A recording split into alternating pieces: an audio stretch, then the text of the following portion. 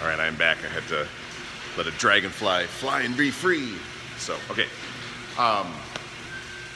The last part of this whole routine is the level of tension or intensity that I am allowing the joint to move. And just think of it in a simple way where like I can create very little tension in, bending the elbow, right? But I can also sort of use sort of isometric tension on either end of the system to make like this turn into like a shakeable, almost 1 rep max, like self-defined arm curl. Same thing can happen when we do a car rotation of a joint. I can increase self-regulated tension into the system, which helps to just take ownership of all the structures, muscular structures, and neurological connection to those structures, so that I'm basically turning it into like a 1 rep max arm circle. So if we look at a neck, let's say, you could do a car rotation with your neck. It would be nothing more than simply like chin to chest, and then I would start to curve around in all the corners, right? And we could go around and round. And of course, one of the caveats with any of this is you're never working through a point of pain. If you run to any sort of closed angle discomfort, so in the neck, you'd probably see it more common.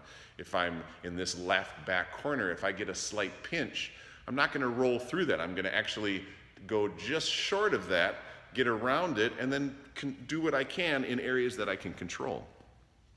If I use a shoulder, a hip, whatever, probably the big ones would be a shoulder expression, a hip expression, and I can go through the two of those here in a second.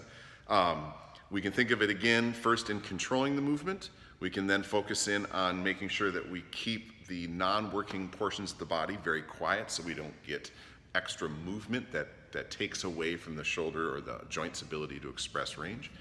And then the third component of increasing self-prescribed tension in the rotation that will make it more challenging and more valuable for the work. So let's take a shoulder, for example. Again, what I'm gonna do is I'm gonna have thumb up to the ceiling.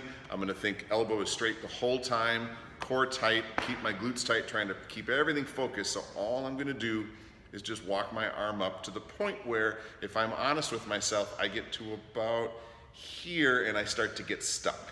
I'd have to go outside of that range or bend my elbow or do something to cheat. So at the point that I get to just the highest part of my ability to express that vertical movement without having to cheat with the ribs, what I'm gonna start to do is roll the thumb forward and internally rotate the shoulder as I start to push behind me. Now here's the trick. What I'm not gonna do is just let the arm like run away. I want to keep as tight of a relationship, think of that cone again. So as I start to move behind me, I'm trying to think up and back. And if I were coaching this, what a lot of times I'll do is I'll keep a touch on the arm. So if I'm back here saying like, stay with me, because what I don't want them to do is just fold away and turn it into like I'm down here. Like my arm can be in this position, but I actually can own that amount of rotation behind me. So I don't want to just be 20 degrees short. I want to go all the way.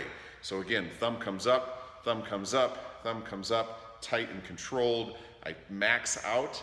I start to rotate the thumb forward. I start to come around. I'm focusing on staying tight and in. I'm still rotating the thumb over, trying to stay tight and back. I'm trying to reach as far back as I can, right as far back as I can, as far back as I can, and then I come around. And even that on a scale of 1 to 10 of intensity, like fuck, the stuff on behind me was starting, I mean, that was a 4 or a 5. I could up that up, and the way I like to explain it sometimes is as if your arm or the joint that you're moving is in sort of quick drying cement.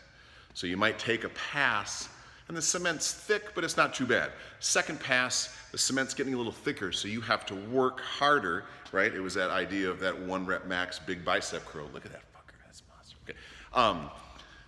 You sort of self-regulate using that next time, ooh, the cement's getting a little thicker, oh, it's a little thicker, and eventually like it's a 1 rep max arm circle after 4 to 5 reps, and then switch sides.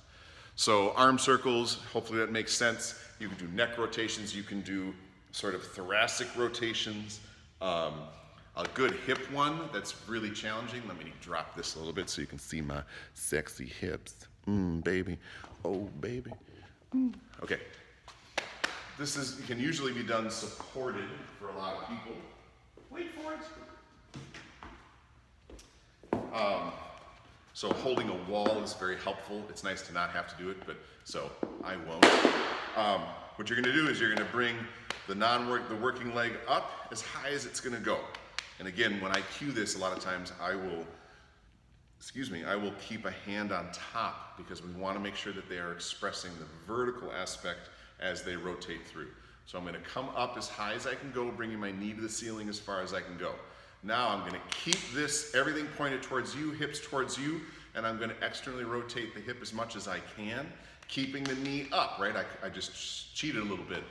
Also keeping it up. Once I get as far out as I can, I'm gonna pivot, heel up to the ceiling as much as I can, and I'm gonna scour, whoa, I will use this just for now so I can talk and do it, right?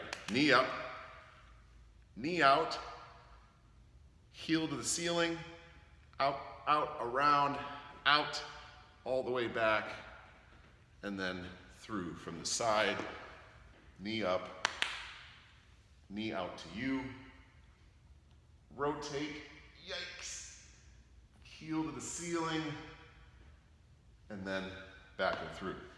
Holy hamstring Batman. Again, creating more tension. Oh, sorry, creating. Wait, one second, okay, here we go, okay. Creating more tension. I hope that's enough. Let me know if that's not enough. I think shoulders, I think hips, neck could be of value. I think those could be really big 3 options that could work really well. I mean, we can get into cat-cow sort of spinal segmentation, which is a little bit different, but that could be very valuable, like really understanding how to do a cat-cow. Let me know if you want me to take a video of that. I could do that. Yeah, maybe I'll just do it now. So I'll send you a separate video on that. So, okay, bye-bye.